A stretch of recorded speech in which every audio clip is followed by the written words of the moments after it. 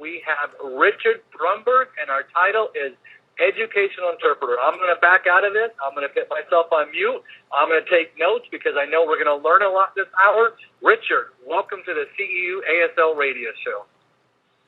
Thank you so much, Keith. It's a real honor to be a part of this endeavor. I've listened to some of the CEUs in the past, and I was just feel really lucky that I was picked as well. So the topic of my presentation is boundary issues in educational interpreting. Where and how do you draw the line? And so, just to get things started, what I want you to do is think about a elementary school classroom. And if you think about it, there's a teacher, obviously class teacher. There are hearing students, and then in comes a new student who is deaf and uses ASL and has this culture. And so, along with this comes this extra adult who gets this title of educational interpreter.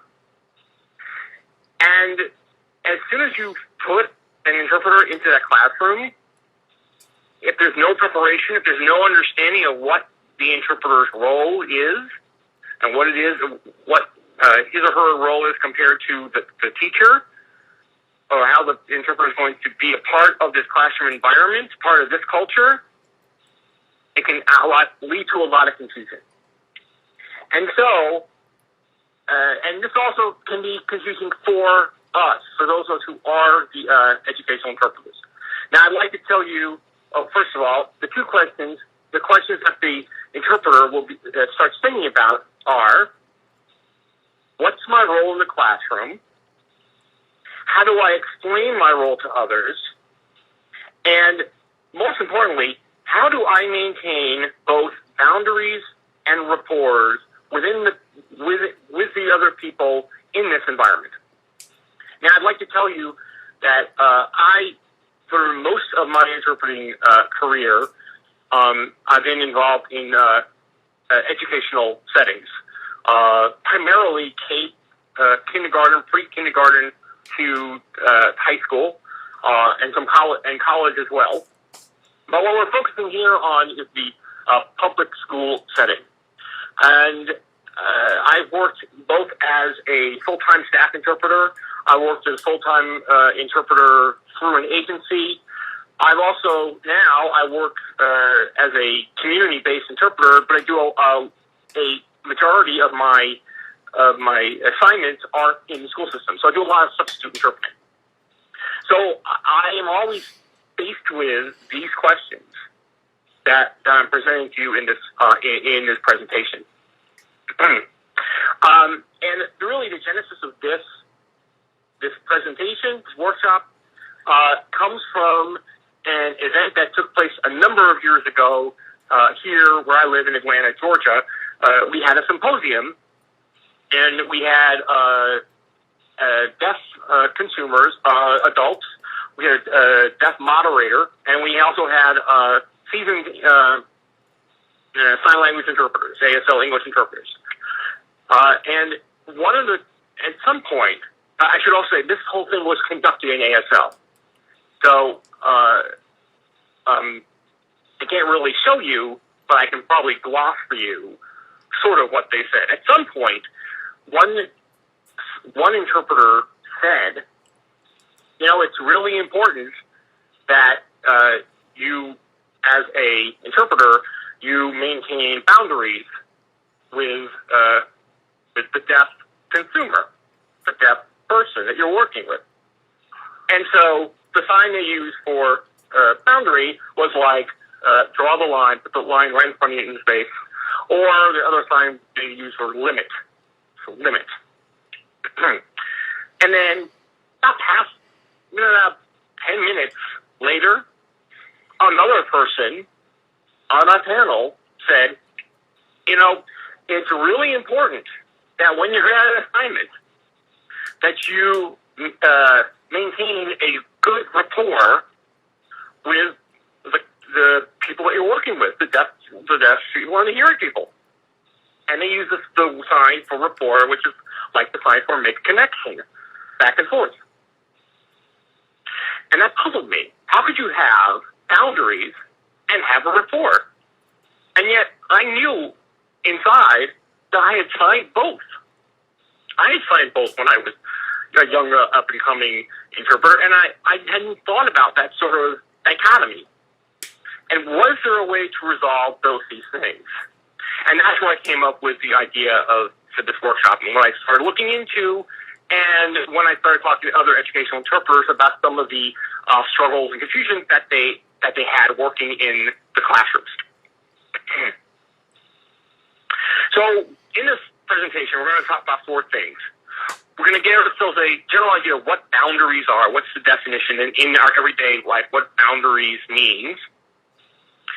Then we're going to look a little bit about the difference between boundaries and standards. And then we're going to talk about the boundary, if there is, where do we draw the line? Where is that line drawn? Is it drawn between the teacher and the deaf student? Is it between the student and the interpreter? We'll get to that. And then finally, I'm going to talk a little bit about, once you have a decision, once you know what your role is, how are you then going to explain it to others? And that's the language in action. So what are you actually going to say in English to the teacher, to the principal, to the coach, to the classmates, and then the other hearing students? And we're talking from all the way from little 5-year-olds all the way through high school. And we're also talking about how are you going to sign in ASL? How are you going to explain your role to deaf teachers, to deaf staff, to deaf students? And again, deaf students all the way from little preschooler kids all the way through high school. So let's first talk about what a boundary is. And if you look in the dictionary, there's really two meanings there are two meanings of a boundary. One is border. It's kind of like drawing the line in the sign, like drawing a line in sand. And it's the official line that divides one area of land from another. And the other is limit. It's the other sign I talked about. Limit. The point at which something ends or beyond which it becomes something else. So if you think of an example, if you take, for example, the U.S. map, there is a distinct boundary between, say, the state of Texas and the state of New Mexico. So there's a point where once you cross over that line, you're in another state. You're in another territory. And what's interesting is just here I'm looking at I have my own PowerPoint, so I'm looking at the map. Is if you ever look at the U.S. map, what's interesting about boundaries is there are really two kinds. Some of them are natural. So if you look in the East Coast boundary is natural because of the way the coastline was set. So that has a natural order to it. The further west you go, you look at the boundaries, they're all like these square shapes, a lot of geometric shapes, and those are regimented for many different reasons by people. And also, the thing to notice is that they're agreed upon. We agree that that's going to be the boundaries. And no matter how close we get to the boundary, the border in Texas, we're still in Texas. So, and of course, we're thinking about our boundaries a negative thing. Our boundaries negative. Well, say for another example might be a soccer game. So if you think about a soccer game, the soccer field, it's regulated by all the lines, where the goalies are, where the dividing lines are, where one team's supposed to be and where the other team's supposed to be, and there's a big border around so you know where the playing field is. Well, what if you had the game and there was no line? If there were no boundaries, what would happen? You'd have complete chaos. No one would know where the goal was. No one would know where it was safe to stand. The spectators wouldn't know where to stand. You'd have no order. You'd have no boundaries, no goals, basically you wouldn't have in a game. You have a field of, you'd have a big field of grass. And that's what happens if you don't set boundaries or agreed upon boundaries in a classroom. If you don't understand what everyone's role is, then you are potentially having chaos. And still, another example would be if you look on the divided highway. So if you look on an American divided highway, and there are different kinds of borders. So if you look on like an interstate, there are some that are special cases. So like the shoulder is a breakdown lane. So sometimes you can cross and go in your car, you can cross over. Sometimes, if you're having a breakdown, that's a special gift. Others are like dotted lines. So if you want to change lanes if you're going, say, heading east, and you change from the left lane to the center lane to the exit lane, then you can go across. So dotted lines, you can do that always. And then, of course, there's the divider. And the divider is that median. And you can never cross over that. That's something you can't cross over that. Well, I guess you could, but of course, again, what you'd be doing is you'd be causing an accident. And again, think about that. The idea of it is that everyone agrees upon that. So as I'm looking at this picture, this is an American highway. So if I was in, say, England, this whole scenario would be wrong. Everything would have to be in the other direction. Everyone would have to be coming in on the left. The cars going away would be on the left-hand side, and that would be an agreed upon, a different kind of. They have their own system. They have their own boundaries. They have their own agreements. So you can also think of other examples in your everyday life, and just something to think about. Think about an example like where you stand when someone's up at the ATM machine. If someone's at the ATM, normally you don't stand right behind them. Everyone tells you to stand in line, but if someone's at an ATM machine getting money out, you don't stand right behind them. There's actually a boundary. You have to stand physically the distance away from them, and it's agreed upon because there's a rule that says we don't want to invade on someone's privacy. Or think about this: if again it was a soccer game, if you were a referee standing in the field, let's say for some reason you're a referee and you're standing next to a goal. Can you kick the ball into the goal, score something for a team? You can't. Even if you're standing right next to the goal, your role boundary limits you or tells you, well, these are the things that I can do and things that are not within the boundaries of my role. And keep that in mind because we're going to come back to that image again later about the referee. Okay. So I started asking adults who had been through mainstream settings, and I asked them questions about how did you know that the interpreter was saying their role? How were you able to differentiate between interpreters and the teachers? How did you know who had what role? Because again, it's not just making sure you've set up the goals, the roles and the boundaries. It's the person who's looking at the two roles and knowing the difference. So if I'm the deaf student, I need to be able to tell the difference between my teacher and my interpreter.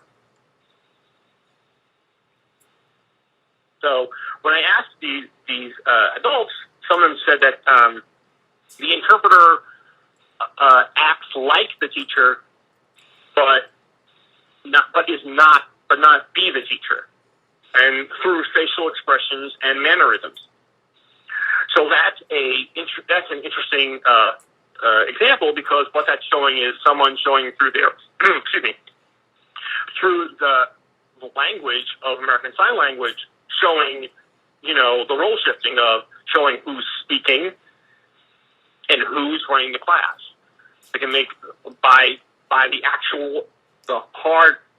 hardcore interpreting, you can show who's talking and who is the one making decisions. And you can show that in your interpretation. The other example they said was that the interpreter has the boundary and ethics that what we said during the assignment would not be passed around the community. So that's the boundary between what can be said during the assignment and what you can discuss with the general public. And we're going to come back to that because that's a big issue with educational interpreters about what can I talk about. And that's part of defining what our role is.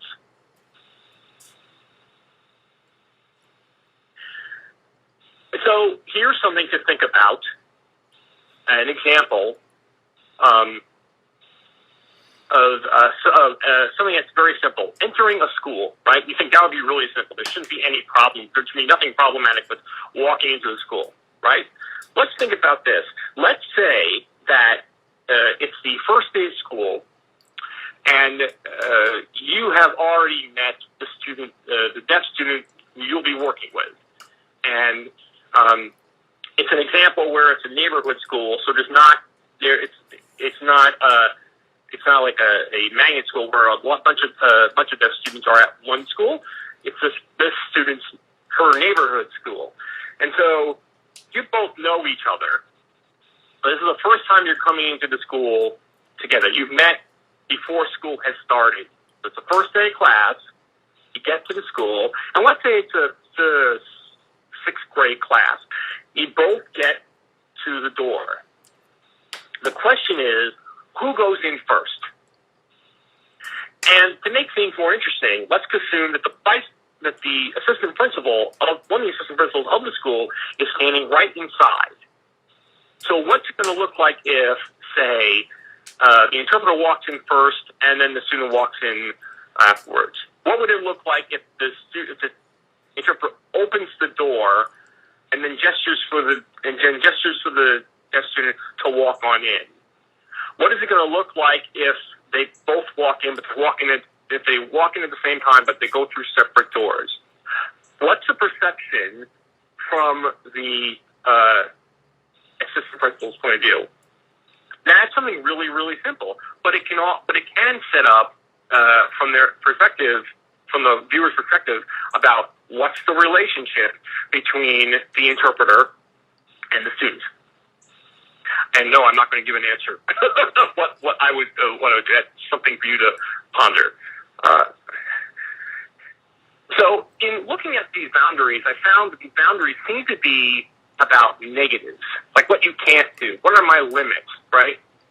Limits of, and like we said, it shouldn't really be, we really wouldn't want to think about that way, because like that makes it feel limiting, right?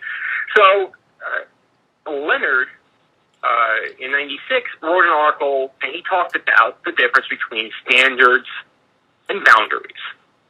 So the difference is that a boundary is what you have determined that other people or environments cannot do to you. So a boundary is a no. It's no, you can't do that. That's not your job. You're not supposed to be doing that. So it's a very much like, again, it's a limiting thing of don't get too friendly with me. That's something saying, no, you can't do that. So that makes it a negative feel, right?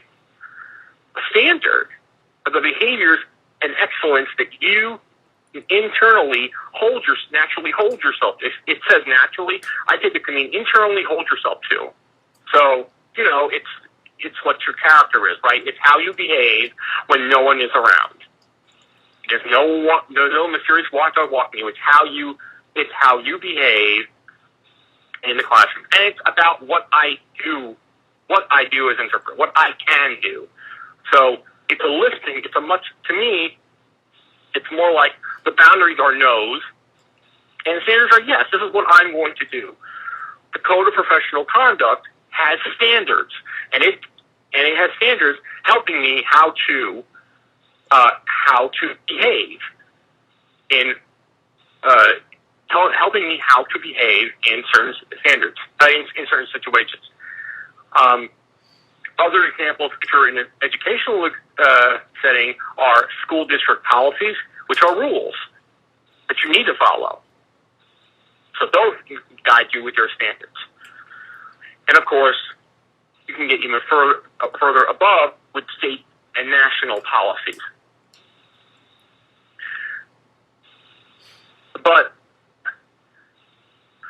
above all,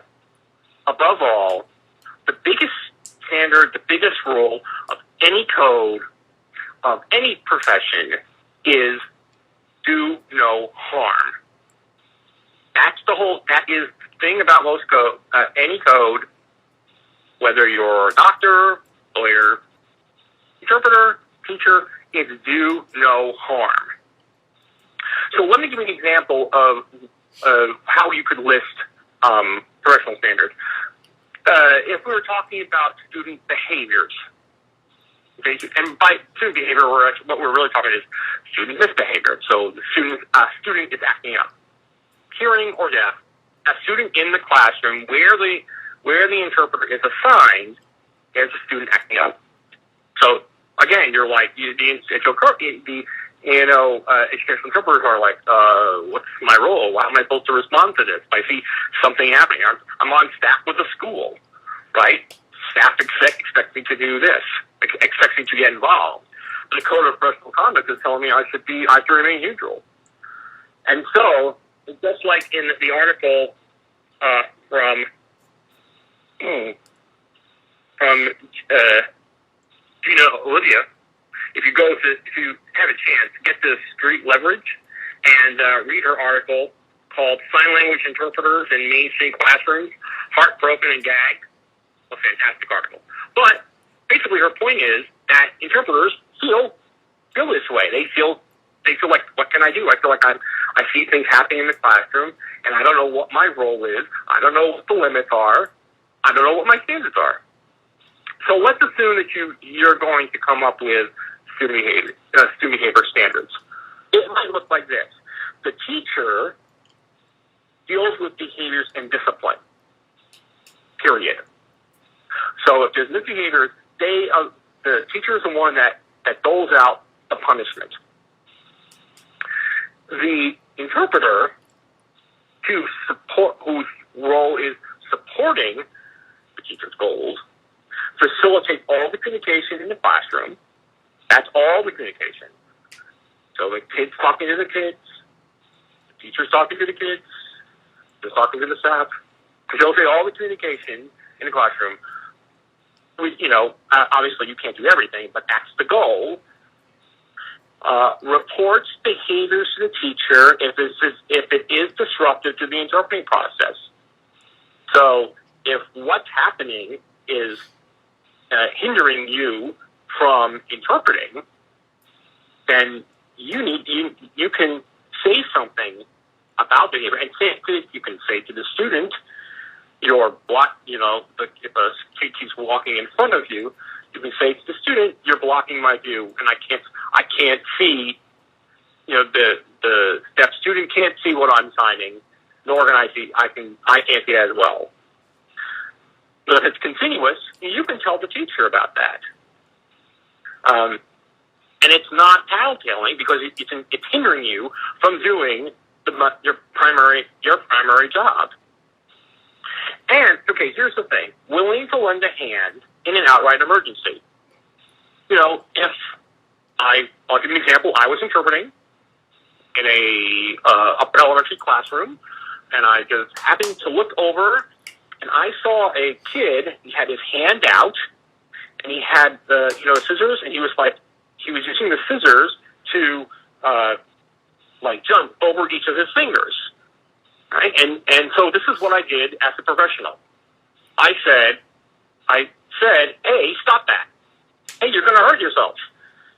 And all I had to do was say that, and the teacher took care of the rest. But, people are human first. And so if part of your standard is, again, the biggest role is do no harm. Are you actually going to let a kid hurt himself, hearing or deaf, if he's doing that without at least saying something? whatever these standards are, when you first work them out, you need to work them out with the teacher separately. So this is something that cannot be done on the fly. It needs to be done separately. So when you go and you meet the teacher for the first time, you can talk about these kind of things. And you may be with a classroom teacher that hasn't thought about these things before, and so you can start giving examples. And again, later on, we're going to talk about how you can talk about those things. The other thing is for the student behavior for the standard practice is that it has to be followed consistently by all the teachers and all the interpreters in the school. So if you're on a team with interpreters, you really need to work out with the other interpreters. What are we going to do as a team? And then be able to say that to the teachers. Again, you can't have half the people thinking that they're in New Mexico and half the people thinking that they're in Texas. The boundary, the standard has to be agreed upon. Because what happens is, if you're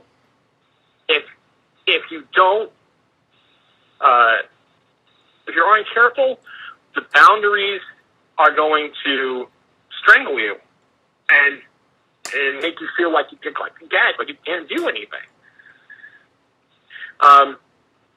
And if you do that, the person that's going to be lost within a standard or a boundary, if they're hindering you from the overall goals, then it's the student who's going to lose out. In particular, the deaf student, but all the students are going to lose out. The classroom community is going to lose out. So the example is the standard from the CPC, which is interpreters adhere to the standards of confidential communication. So, like I said, here's the problem. How do I deal with all this? How do I deal with this information? Who can I share with? Am I supposed to keep all this information to myself when I'm also trying to be a part of this team? I've got the teacher, the classroom teacher, the teacher who's deaf, the principal, guidance counselor. Think of all the people who could show up at, like, say, at an IEP meeting. Those are all people that want to know what's going on in the progress of this student. So, how do you feel? How do you share information when you're stuck with the idea of confidentiality? If you think about confidentiality, historically, it's been signed like put your finger to your lips, close up your mouth, say or sign like say nothing. So it's all about so that idea is like I'm keeping everything inside. I'm not going to say everything. So it's like for my eyes only, right? But Robin Dean and Robert Pollard in Views wrote an article, and they said, then they were talking about medical interpreting and case conferencing, and what they said was, look at the base word of confidentiality, and the base word is confide. And that means to tell someone something in confidence, right?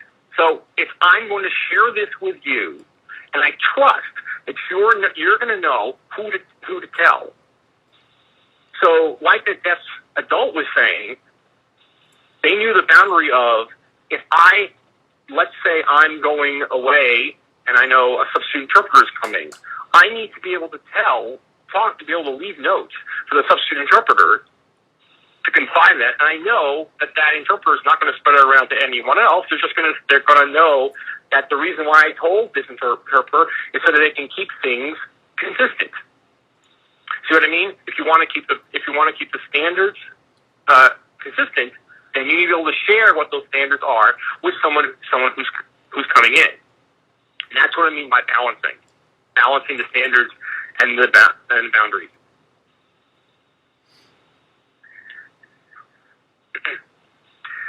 One second here.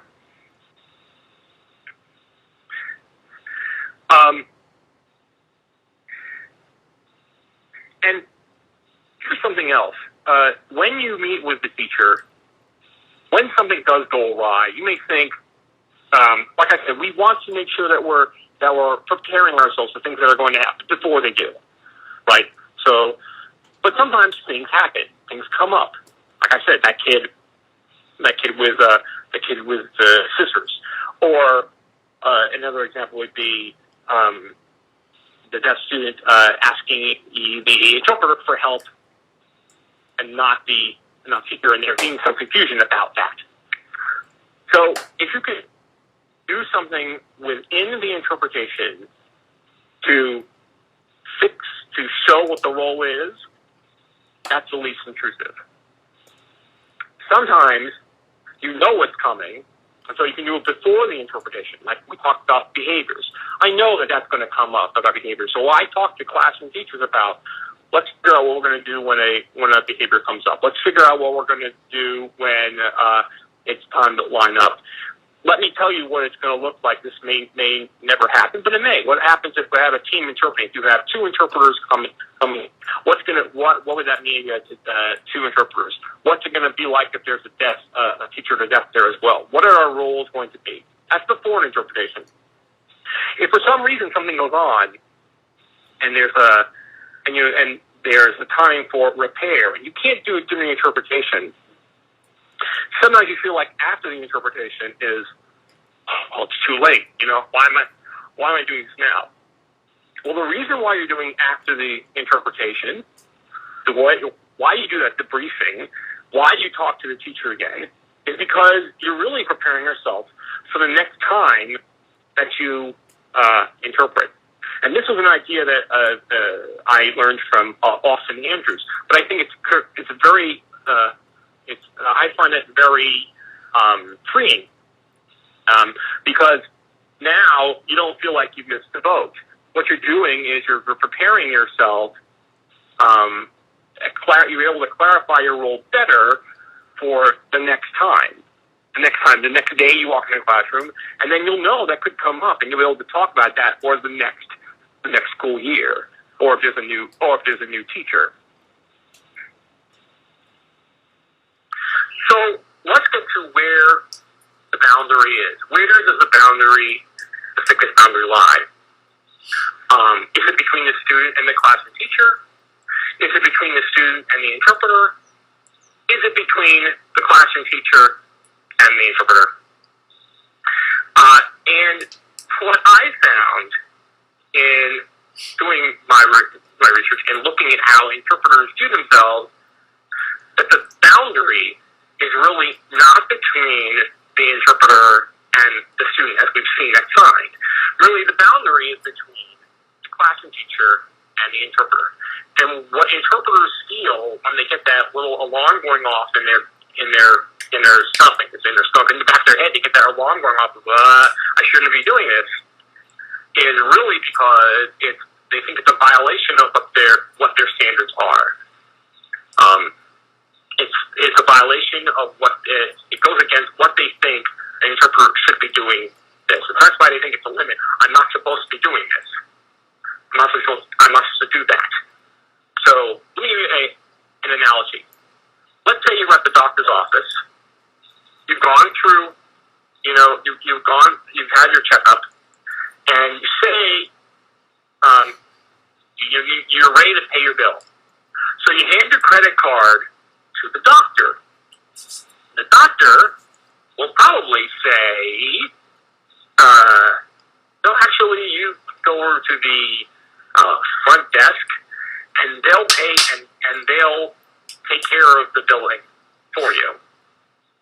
So, and even if, let's say, you're walking out of the doctor's office, and you're in a hallway, you try to give the credit card to the doctor, most times the doctor's going to say, you can let the billing office take care of that. So, even though,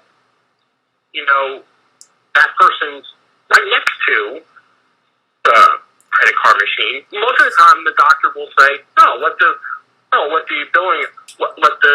office manager take care of that, because that's their job.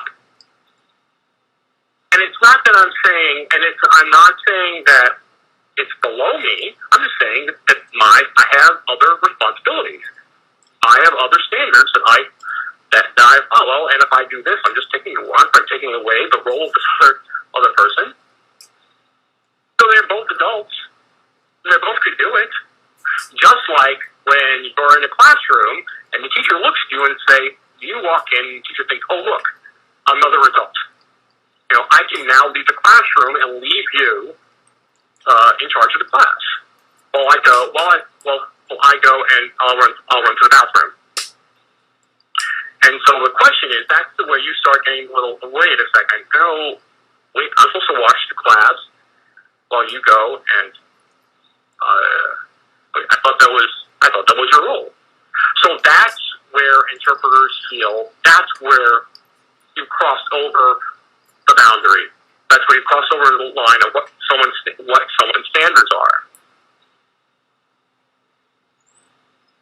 So let's think about some examples I've named some, but here's some more examples of where an interpreter may feel that sort of thing of violation of the boundary. Let's say it's a classroom and it's a planet, they're reviewing planets. So the class has learned about it, and so the teacher gives out a review sheet. And the student looks at the interpreter and spells out the word Gravity and signs what mean. So what does Gravity, what does gravity mean? On a review sheet. So, ask the interpreter, and the interpreter is going to think, wait a second, why are you asking me? Even if it seems like what we're doing is an interpretation, but think about what would happen if I give the answer. If I give the answer, I explain what it means on a review sheet. Now, I'm going against the goal of what the teacher wants. The teacher is trying to figure out, does the student understand what the word means? And that's a whole other topic about literacy and how you manage that. But this case is about the role. What's the role of the interpreter at this point? And how are you going to handle saying to the student, getting the student to ask the question to the teacher? But this works for the hearing people at the school as well. So let's say you are in the faculty room and the principal, someone in administration walks up and says, so what is Susan's reading level? Asking you about the deaf student. And they ask, what's Susan's reading level? And you say, uh-oh. And so this is a scenario that I was talking before. The reason why that adult is asking you is probably because they think, look, you're the person with that interpreter, with the deaf student all the time. You're always with that deaf student. You're next to him. Just like the referee is standing right next to the goal. He could kick the ball in. Just like the doctor is standing right next to the credit card machine. He could definitely swipe the card. It would be easier. It would be easier that way. Okay.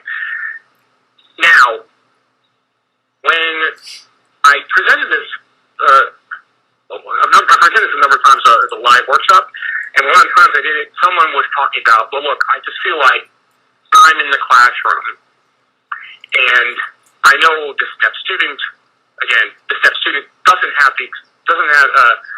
exposure to language. There aren't deaf adults, which is a totally different thing, which deaf adults should be included, obviously should be in the classroom teaching. But where are the language models? And I know the student isn't getting if I just do straight interpreting, but I feel like I'm helping too much. Okay? So here's my view on that, about your role, about the boundary where you can set the limits for your role, what your standard is as an interpreter in school. If you find yourself doing some sort of expansion or you're finding time where there seems to be nothing going on, and you are just sort of reviewing a concept that needed more expansion, and all you're doing is reiterating what the teacher said. As long as you haven't changed the game, it's still interpreting. It may be an hour after what the teacher actually said, but if you're expanding upon that, it's still interpreting. If the student is reading from is reading directions from a test, it doesn't understand the directions, and it's time for a test, and it's part of their IEP, and you can interpret the directions. As long as you're not giving too much, as long as you're not changing the nature of the game and not changing the nature of what the teacher's goals are, it's still interpreting. It's kind of like you see little kids when they first go bowling, and they have the bumper bowls, right? So basically, it's the same game. You're just taking out the gutters. But what would it be like? Have you ever seen a game where bowling where the kid walks up to the bowling pins and knocks all the pins over? That would never happen. And the reason that won't happen is because that changes the nature of the game. You're not bowling with a ball, you're taking the pins down with your feet. So it's the same thing with interpreting. I can guarantee that there are lots of places where you may feel like, I don't know if this is part of my job. I don't know if this is part of my role. But I'm betting that most of the time, you would still be able to say it's interpreting.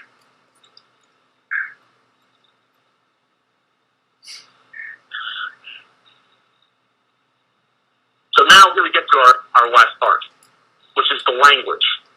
And how do we make the language work? Richard, actually? Yes. Richard, no, you're doing great. You're doing great on time. I just wanted to give you the 12-minute warning. You just said to wrap up. So you're doing great on time. Thank you. Let me go ahead and flip out my notes. Okay, great. Thank you. Okay, so I've got 12 minutes left, but I believe I can do it. So here we go with language and action and how to make it work. Okay? So in looking at how interpreters respond, we should be aware of the sign choices and word choices we're using. Of course, we're interpreters. We don't always think about what we actually sign. There are signs and words in English that when you say or sign them, they have a positive effect on the listener when you're responding. Others have a negative effect. They shut people down. And so the goal is, one of the tricks is to make yourself feel more empowered as an interpreter. The trick is to turn the empowerment back on the student and the teachers. Give them the power that they already have. Let them be the student.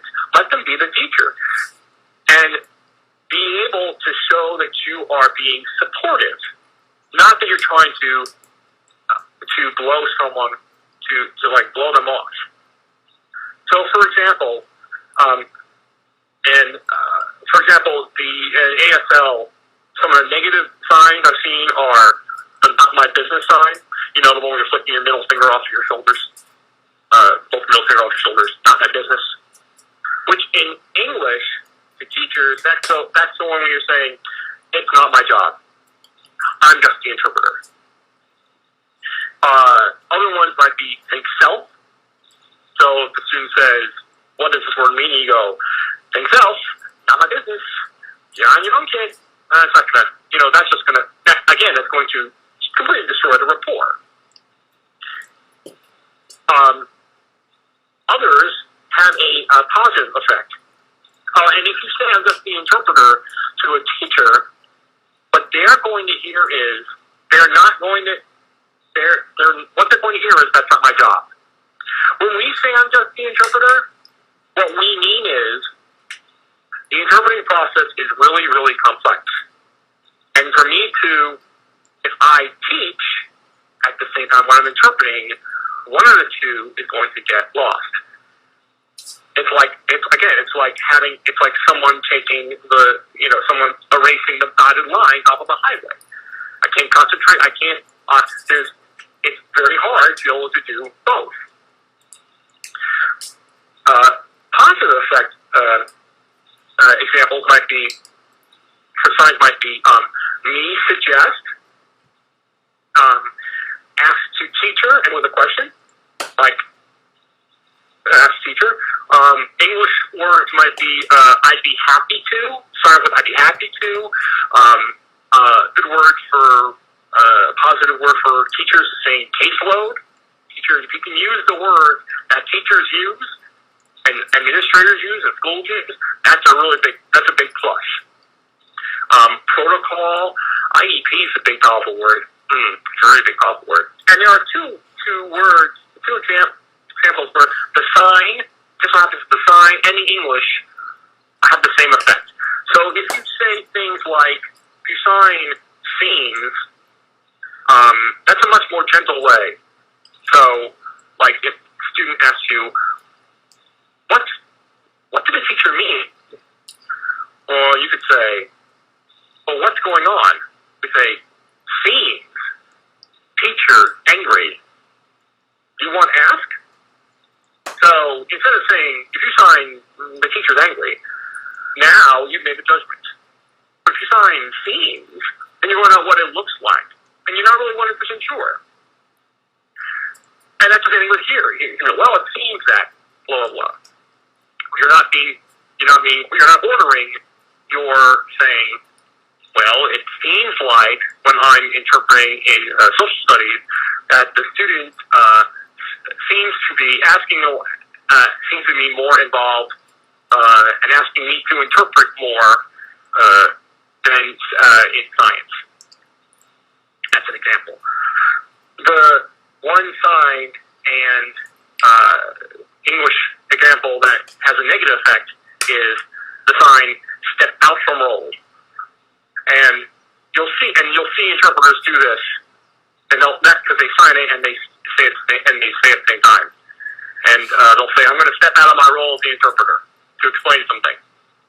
Okay, that absolutely doesn't make sense, because if I say I'm going to step, let's say I need to explain turn taking, that the classroom is going to, the speed of the conversation is going too fast, and the deaf student can't follow what's going on. Now, I think I know I need to get involved, because it's hindering my interpretation.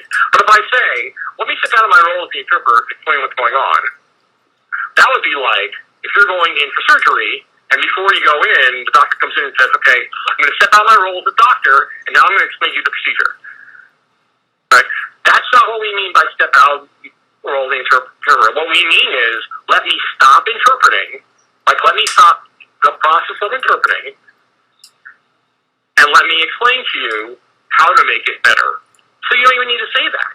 You could say, in a positive way, it seems like everyone's talking at once, and I think everyone will be able to hear each other a lot better if we all took turns. So, or you can say, may I suggest that we all take turns? And then that empowers everyone. And again, for really young kids, they may not have the words to say that. And if they see it over and over again, then later they will be empowered to say, hey, I can't understand what everyone's saying because you're all self-talking and I don't know who to look at. And then that's when you can do it within the interpretation. That's when you can voice what the deaf student is saying. You see how I mean? That seems to be a lot smoother, and that the interpreting process is still going. So let me just give you some examples of what interpreters said when I asked them about those two examples that I shared with you. When the student asked gravity what it means, the interpreters I interviewed gave responses like, they signed, why not both of us ask teacher? And another one said, come along, ask to teacher, question mark? And then the third one said, hey, you raise hand, ask teacher, I admit, interpret.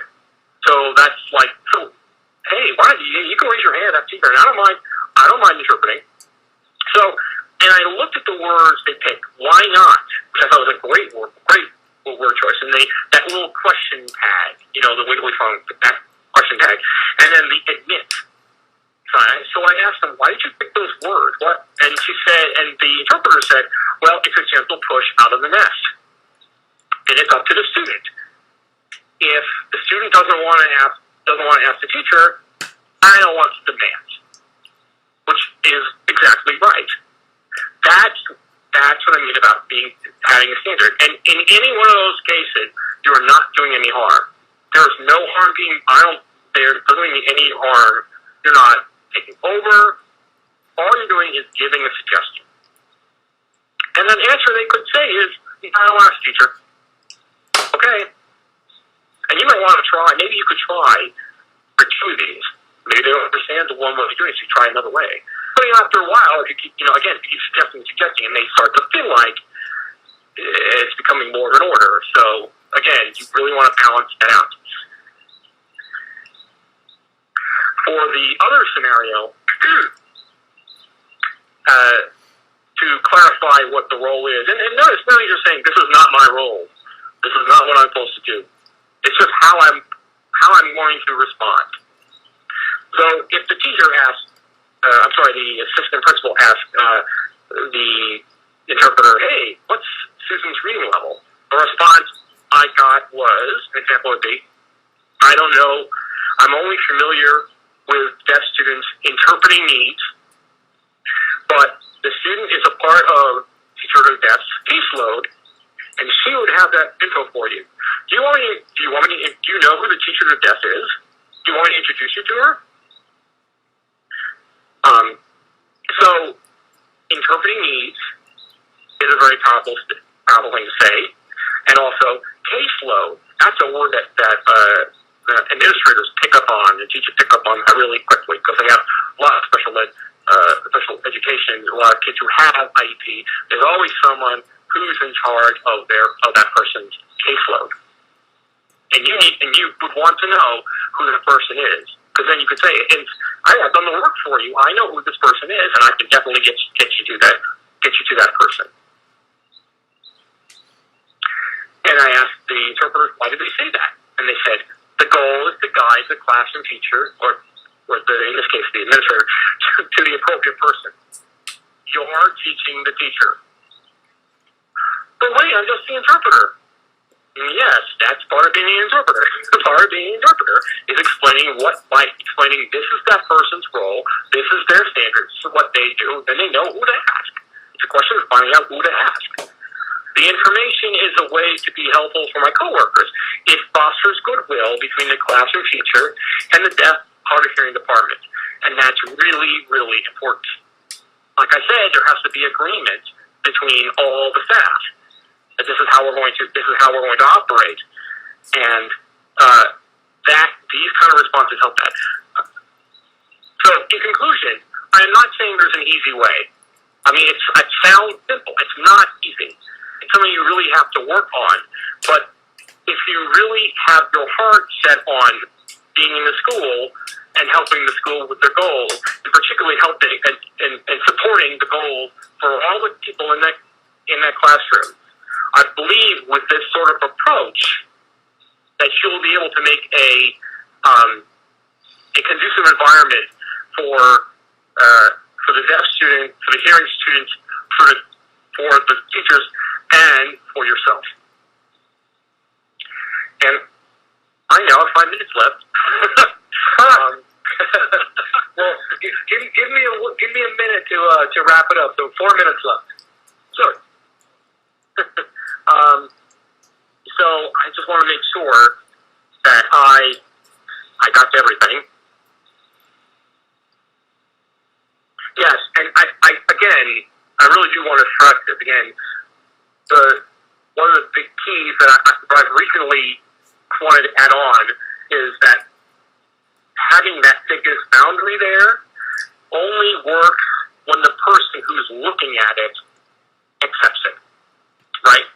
So if I'm the driver, when I look down at the road, I accept what those boundaries are. If I'm the I'm the administrator, if I'm a guidance counselor, and I walk in and I see the teachers operating one way and the interpreters operating one way, as long as I know what those roles are and it's clear to me, and I accept it, then the boundary is clear. But sometimes what happens is someone's going to walk in and they're not going to know what the boundaries are, and they're going to flub. So that's why, like I said, it's always a process, and you'll encounter this over and over again. But the great thing is that it's a process. You'll encounter this thing over and over again, and so you'll get better and better at dealing with these issues. And I deal with these issues all the time.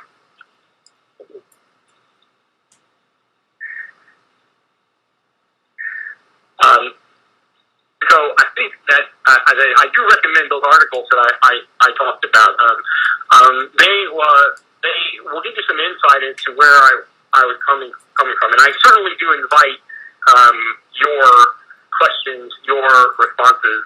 And I'm not sure if that's not the key, but is there any way that will I be able to leave I'd be happy to leave my email, because I always enjoy getting responses from people and how they feel. And of course, this is a radio show, so I really want to know your responses, and I'm not getting it directly. See, there's a boundary right there. I don't have the immediate responses, and so I have to work around that by saying, hey, email me and let me know what your feedback is. And what was your email again? My email is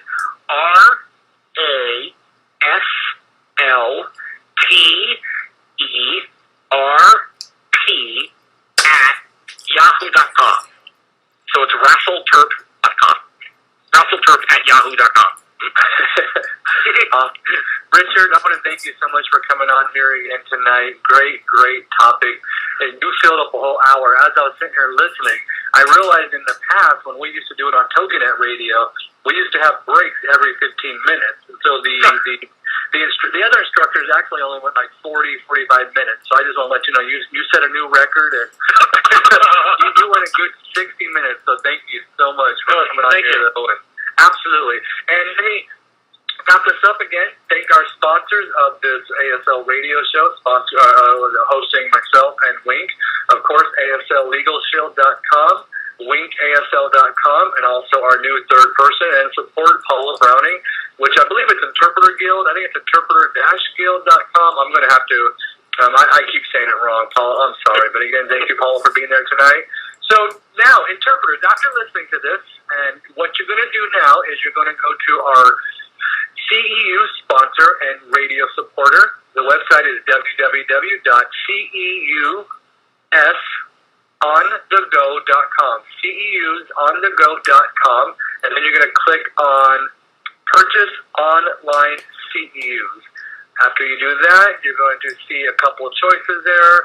Go to the click here for the Keith Wann Show, CEUs, and the rest is self-explanatory. We have past issues. We have past CEU shows like Process That, what interpreters should know about the ADA, what interpreters should know about Islam, what interpreters should know about captioning, Ethics 101, your hearing and that's okay. And now the new edition from Richard Brumberg, Boundary Issues in Educational Interpreting. Once again, thank you very much, Richard. Thank you. It was a pleasure being on the show. All right, we'll talk to you soon. Bye-bye. Bye-bye.